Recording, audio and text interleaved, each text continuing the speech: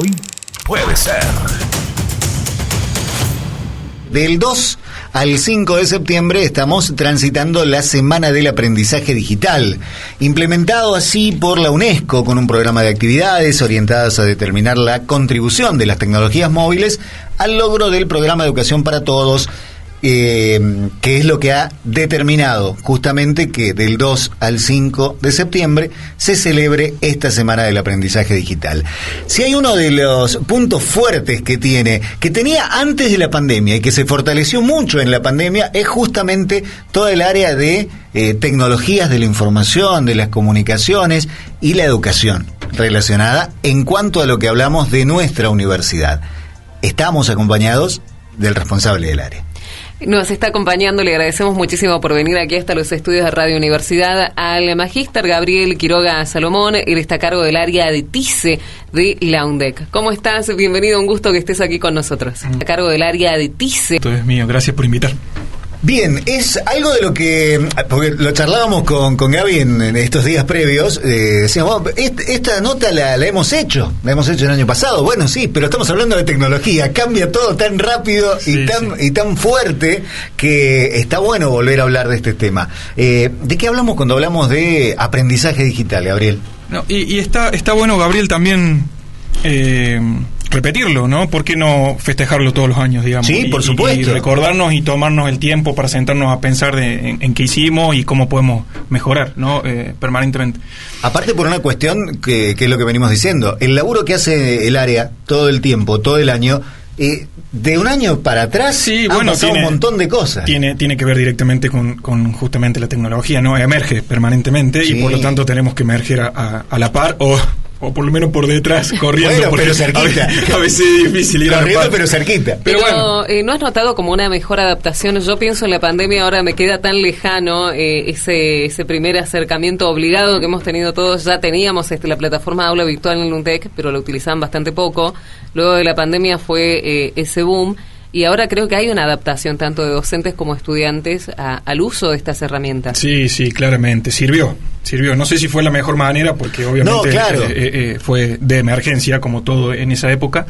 Pero sirvió, claramente fue como una inyección de adrenalina para que todos estos temas se empezaran a visualizar, a tratar, y que inclusive pudiéramos detectar no solo lo bueno, sino lo malo, e inclusive ir en un proceso de mejora permanente. Pero bueno, hablamos de tecnología, ¿no? Y la tecnología nos atraviesa en nuestra vida, en todas las dimensiones, en todos los aspectos, y bueno, la educación no se puede quedar fuera de eso, porque es bueno usarla, potenciar la educación, ¿no? En base a las tecnologías.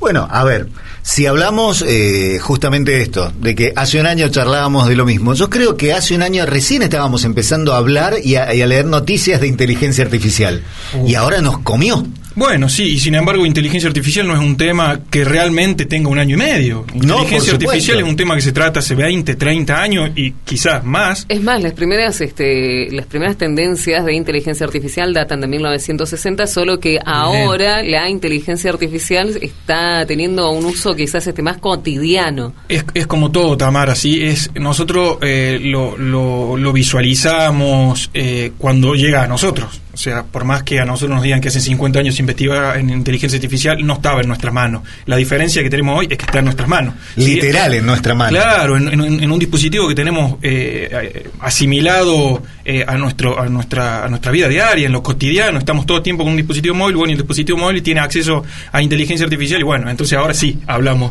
de inteligencia artificial. Claro, por eso digo. Y hablamos de un uso de la inteligencia artificial, porque hoy por hoy hay 4 ramas distintas. Están las neurodivergencias de la inteligencia artificial, su aplicación robótica, y ahora a través de cuadros de diálogo, que creo que es el uso más cotidiano que le estamos dando. Sí, la inteligencia artificial como definición es una, ¿no? Y que inclusive es muy difícil definirla. Claro. O sea, a cualquiera que les pregunte qué es inteligencia artificial, te va a dar su definición. Nos quedamos así como, bueno.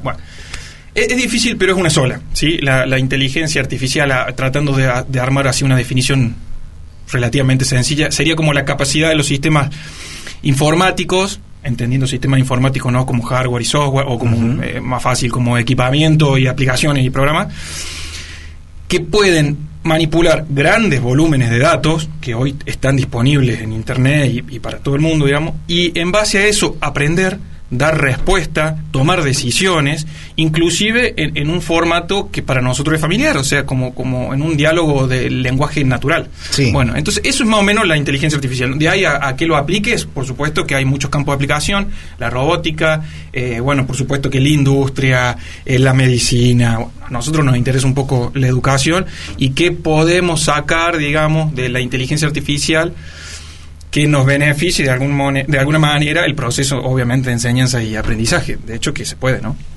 Bien, recién quedó colgada ahí la pregunta de Gaby, pero ¿de qué hablamos cuando hablamos de aprendizaje a través de medios digitales?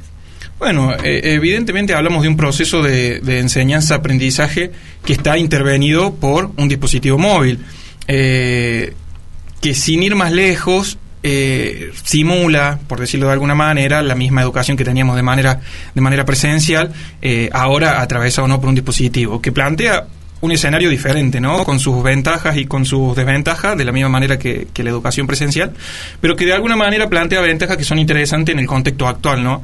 Esto de lograr o poder llegar a una educación ubicua, esto de hablar de formarnos en cualquier momento y en cualquier parte, independientemente de donde estemos. Plantea, bueno, un escenario con muchas ventajas, teniendo en cuenta que los dispositivos móviles están en el bolsillo, por no decir en la mano, de casi el 100% de la población mundial. Bueno, lo hablábamos con la licenciada Luján Reyes, ella está haciendo su doctorado, es para el programa Próxima Escala Posgrado, la ventaja que brindó el aprendizaje a través de dispositivos móviles para federalizar la educación superior, la educación de posgrado de un montón de profesionales que de otras maneras tenían que viajar o tenían que radicarse en otra provincia, en otros lugares, en otros centros, para poder continuar sus estudios. Sí, suma una ventaja a una modalidad de enseñanza que se viene desarrollando hace ya un buen tiempo también, que es la educación a distancia, solo que plantea obviamente ahora las ventajas que tiene un dispositivo móvil, ¿no? Porque la primera educación a distancia, haciendo así como un caminito corto, digamos, tenía que ver con enviar libros por correo postal. Claro. Después pasamos a una educación a distancia en donde ya las computadoras nos ayudaban, entonces ya digitalizábamos todo y la interfaz nuestra era ya una pantalla, una computadora, pero la computadora nos seguía atando a un lugar físico, ¿sí? Con conectividad. Y la ventaja que plantea el escenario con dispositivos móviles es esto de la educación ubicua, o sea, ya no estamos atados a nada, ¿sí? Nosotros podemos estudiar o formarnos o inclusive ser docentes para los que somos docentes en cualquier momento, en cualquier lugar, independientemente. Claro, puedo estar por un tema de trabajo, lo que sea, en otro país. Tengo el dispositivo y sigo dando clases a mis estudiantes de acá, de la UNDEC, por ejemplo. Tengo la conexión y el dispositivo que me permite, digamos, trabajar en cualquier espacio, en cualquier tiempo.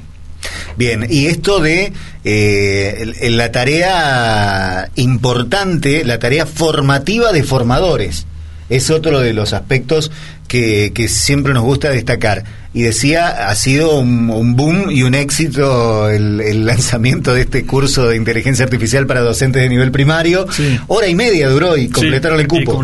Bueno, ojalá que podamos repetirlo, porque la idea es que lleguemos a todos lados, ¿no? Pero sí. Sí. Y bueno, la modalidad del curso es asincrónica, es virtual. Entonces, bueno, ese es el escenario del cual estamos hablando, digamos. No necesitamos que un docente esté físicamente en la universidad, claro, para poder prepararlo, digamos. Apoyarnos en la tecnología para facilitar el estudio, para facilitar la formación también del estudiante. Con el debido acondicionamiento del proceso formativo se puede. ¿Sí? Claro. Lo que quiero decir con esto no es simplemente implementar tecnología por implementarla, sino que hay un proceso de enseñanza-aprendizaje que debe adaptarse a la modalidad, digamos.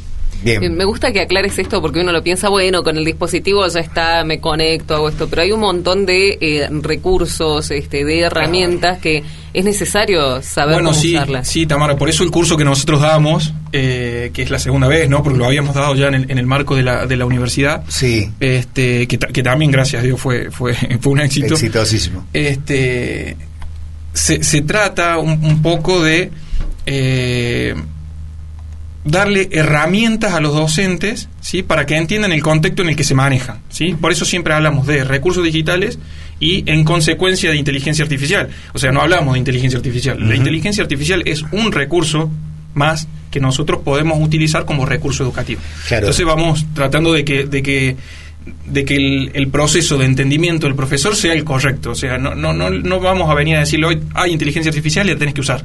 No, a ver, es parte de un recurso más que tenés a disposición para usarlo como recurso educativo, pero tienen que entender qué es un recurso educativo, cómo se inserta un recurso en un proceso de enseñanza-aprendizaje. Y me gusta esta idea de empezar a entender estos recursos, porque con el advenimiento tan intempestivo de lo que ha sido el uso de inteligencia artificial también se han despertado muchos miedos, ¿no? De cómo va a entender el alumno, todas las tareas las van a resolver con esto, entonces cómo yo lo puedo evaluar. Que tampoco es nuevo, Tamara, ¿sí? Uh-huh. Cada vez que sale una tecnología nueva tenemos miedo, y la primera reacción al miedo debería ser la formación y la capacitación, y no, la primera reacción siempre es la negación. No lo usamos. Bueno, no lo uso, tenemos que ir, o ahora con la inteligencia artificial el miedo de me va a reemplazar. No, la inteligencia artificial no nos va a reemplazar.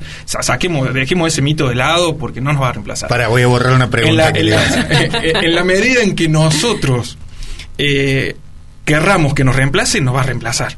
Claro. Sí, pero no, eso depende de nosotros. Fue una pregunta bastante recurrente en el curso, ¿no? ¿Hasta dónde nos va a reemplazar? No, la inteligencia artificial no viene a reemplazar a nadie, ¿sí? Si nosotros dejamos que la inteligencia artificial nos reemplace, el problema lo tenemos nosotros. Porque no deja de ser una máquina. Sí, pero una herramienta. Es una herramienta que complementa. Claro. Por eso. Sí, la herramienta de inteligencia artificial es un recurso más. No puede hacer mi trabajo. Pero si soy pícaro, por decirlo de alguna manera, ¿sí? Yo voy a seguir produciendo mis recursos, mis contenidos, como docente hablo, ¿no? Y voy a usar la inteligencia artificial para ver cómo lo puedo mejorar, potenciar, darle otra mirada, también ponerla a disposición de los alumnos. A ver, como para hacerlo de una manera bastante gráfica, por más que estamos en radio, para que nos entendamos todos, viste que está lleno de fotos retocadas con inteligencia artificial o dibujos creados con inteligencia artificial. Bueno, dame a mí, que no soy artista digital, la misma herramienta y no te voy a conseguir esos resultados. Lo que pasa es que el artista se apoya en este tipo de herramientas como para mejorar. Bueno, me imagino que en la educación es todo lo mismo y que está bueno que existan todos estos procesos de formación docente, porque también estamos como saturados de información. Bueno, entras y te dice las 400 herramientas básicas para los docentes con inteligencia artificial. Sí. Y no sabés ni por dónde empezar. Por eso hacía como hincapié en que nosotros tenemos que formar correctamente a los docentes formar el criterio. Claro, ¿no? Y formar correctamente al docente no significa hacer un curso y decir, mira, ahí tenés 400 herramientas para utilizar, porque la verdad hacemos agua. Yo trabajo hace muchísimos años en tecnología y educación y todavía no las conozco a todas, ni las uso a todas, ¿sí? Es uno entender el concepto, entender la naturaleza, de dónde viene el concepto de los recursos educativos digitales, ¿sí? Y en base a eso entender que inteligencia artificial es un recurso más, y bueno, y empezar a investigar ahí para qué me sirve, ¿sí? Cuáles herramientas me sirven y cuáles no. Y esto nos pasó inclusive cuando salió Google, ¿sí? También podíamos buscarlo todo y todo el mundo decía, bueno, ahora está Google nos responde todo porque buscamos. No, o sea, sigue siendo necesaria la capacidad crítica que tenemos que tener como docentes para determinar qué información es válida y no, si es buena, cómo la administro, cómo la mejoro, cómo la interpreto, y lo mismo pasa con los alumnos. Tenemos que enseñarle y transmitir esto a los alumnos. Ellos tienen que tener capacidad crítica para entender qué responde una inteligencia artificial y para discriminar la información que sirve y que no sirve y contrastarla. Claro, poder hacer ese proceso de filtro y ofrecer la inteligencia artificial también se equivoca, también se equivoca. Pero sobre todo en este contexto donde hay tanta marea de información y uno lee un montón de cosas, no podemos creer en todo eso que circula, no solamente en redes sociales, en páginas de internet, ahora en inteligencia artificial. Creo que formar estudiantes con un buen sentido crítico de aquello que reciben de inteligencia artificial, Google o lo que sea, es como un rol muy importante que tiene que tener el docente en esta época. Sí, y el primer paso es que lo entienda él, ¿sí? Porque cuando el docente lo entiende, puede transmitir eso al alumno y entonces ya no decirle al alumno, no lo uses, porque el alumno lo va a usar lo mismo. Entonces es preferible enseñarle al alumno que se puede usar y en todo caso asistirlo, dirigirlo y decirle, bueno, dale, úsalo, pero contrastame con lo que dice el libro, decime qué prompt utilizaste, o sea, qué pregunta le hiciste a la inteligencia artificial para analizar por qué te devolvió lo que te devolvió. Hay diferentes formas, inclusive uno va aprendiendo que la inteligencia artificial también es compleja, ¿no? Entonces podemos preguntarle de determinada manera, podemos mejorar cómo le preguntamos para mejorar cómo nos devuelve la respuesta. Bueno, hay varias cosas para ver. Y también está esta cuestión generacional, porque la veo por ahí mucho entre docentes que tienen un salto generacional muy grande con sus estudiantes. El no tenerle miedo al formarse en eso y tampoco subestimar o creer que el alumno, solamente porque ya está creciendo en este contexto, sabe absolutamente todo de cómo usar las tecnologías. Hablando de inteligencia artificial. Sí, creo que la inteligencia artificial viene a aparecer, digamos, en un escenario en donde ya todos tenemos, como más por lo que pasó en la pandemia, en su mayoría, todos tenemos asumido que las tecnologías están y que las necesitamos, ¿sí? Diferente era antes, digamos, que uno por ahí elegía si usar o no las tecnologías. Es como que en el escenario actual que transitamos, digamos, no son una opción, digamos, o sea, son necesarias. Entonces, bueno, depende de uno de decir las uso bien, mejor y de qué manera. Bien, a ver, como digo, siempre que conversamos con Gabriel empezamos a pensar en un montón de aristas y en un montón de espacios. O sea, me imagino que para ustedes, para todo el área también, es un laburo permanente esto de estar generando las propuestas educativas a través de las plataformas y demás para docentes de todos los niveles, porque por ejemplo, el curso del que hablábamos que se llenó el cupo en 1 hora y media es para docentes de nivel primario. De nivel primario. Sí. Y me imagino que los proyectos están para todos los niveles. Y se dice que son los menos interesados. No, y ahí vemos que no. Obviamente sí. Hay diferentes aplicaciones y demás que pueden ser más pertinentes para este nivel, digamos, bueno, vamos buscando en base a eso, pero bueno, nosotros lo que intentamos instalar es una buena base, y en base a eso después ir viendo qué herramientas específicas son mejores para tal nivel y cuáles no, digamos. Claro, me parece sumamente interesante. Tenemos a nuestro operador que tiene ahí una serie de preguntas, pero no las puede hacer porque está un poquito tomado de la voz. Pero hablando de todo esto de inteligencia artificial y de todo lo que se está desarrollando, nos pregunta si tenés idea de todos estos nuevos desarrollos que están teniendo lugar. Hay un superordenador, por ejemplo, que está siendo creado por Elon Musk, que supuestamente en algún momento nos reemplazaría. Esto que ya hablamos y de que no es una posibilidad. Es muy Skynet eso. Claro. La respuesta me parece que ni siquiera tiene que ver específicamente con inteligencia artificial, ¿no? Pero la tecnología viene avanzando a pasos agigantados desde siempre, ¿sí? Es más, la tecnología no avanza más porque no estamos preparados económicamente para que avance más, porque la tecnología inclusive va más rápido que lo podemos pagar. Esa es mi forma de verlo. A medida que la tecnología avanza, la capacidad de procesar, esto es muy técnico, digamos, pero la capacidad de procesamiento aumenta a niveles exponenciales, y mientras más capacidad de procesamiento tengamos y más volúmenes de datos a disposición tengamos, mejor va a ser la inteligencia artificial. Bien. Porque la inteligencia artificial, o sea, van a ir mejorando.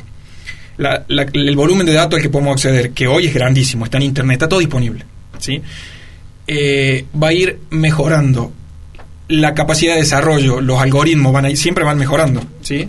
Que eso es muy muy técnico, ¿no? Y va a ir mejorando el equipamiento, que va a ser capaz de procesar más esos volúmenes de datos y con mejores algoritmos más rápido. Entonces sí, cada vez vamos a ir logrando una inteligencia artificial que es la conjunción, digamos, un poco de todo eso que dijimos, y va a ir siendo mejor, ¿sí? Pero no nos tenemos que olvidar que en realidad siguen siendo sistemas informáticos alimentados por nosotros. Uh-huh. Entonces, siempre estamos nosotros por delante. ¿Sí? Esa es mi forma de verlo. Y nos va a reemplazar todo lo que nosotros dejemos que nos reemplace. Pero bueno, veía una noticia hace unos días de un médico que operó a distancia. Sí. Bueno, ahí no había inteligencia artificial. Claro. Había una inteligencia natural, un médico, y solo se estaba apoyando de tecnologías que ya existen hace mucho, un robot. Uh-huh. ¿Sí? No había inteligencia artificial, y lo que hizo fue increíble. Bueno, es el mejor reflejo de lo que pasa, ¿no? Siguen dependiendo de nosotros, somos nosotros los que alimentamos a la inteligencia artificial, así que creo que se van a inventar muchas cosas más, digamos, pero seguimos estando primero.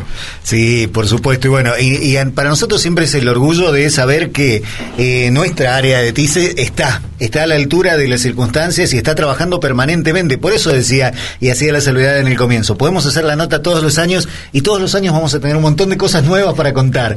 Así que, Gaby, como siempre, un gusto. Gracias por venir. Antes de despedirlo, me gustaría, sí, hay novedades del área de TICE, cosas que podamos comentar. No, en realidad es esto el trabajo más fuerte que estamos haciendo este año, es justamente tratar de sumar capacitaciones que nos ayudan a implementar recursos educativos de este tipo, como la inteligencia artificial, a nuestras propuestas de enseñanza en general, en carreras presenciales también. Y sí estamos trabajando fuertemente con algunas escuelas para sumar a algunas ofertas de carreras a distancias cortas para el año próximo, con una fuerte inclinación, obviamente, a incluir en las propuestas la inteligencia artificial. Perfecto. Y bueno, para quienes quieran más información acerca de esta área y todo lo que tiene nuestra universidad para brindar, siempre www.undec.edu.ar. Gabriel, un gusto tenerte aquí, muchísimas gracias por tu tiempo, por venir hasta aquí, hasta los estudios, y como decía Gaby, podemos hacer la nota todos los años y siempre va a haber algo nuevo. Sí, lo podemos hacer todos los meses si queréis, siempre hay algo nuevo para contar. Y seguramente ahora, gracias. Pero bueno, así que ya sabes, las novedades que tengan, total, estamos cerquita. Antes era más complicado, estábamos en el centro, los chicos estaban acá, así que bueno, nos avisan y salimos a contar. Gracias, Gaby, muchísimas gracias. El magíster Gabriel Quiroga Salomón, el coordinador del área de TICE de nuestra universidad, docente, investigador de la casa, y que viene un poco a traernos luz sobre todos estos temas, aprovechando la excusa, si se quiere, de esta semana del aprendizaje digital. Hoy puede ser.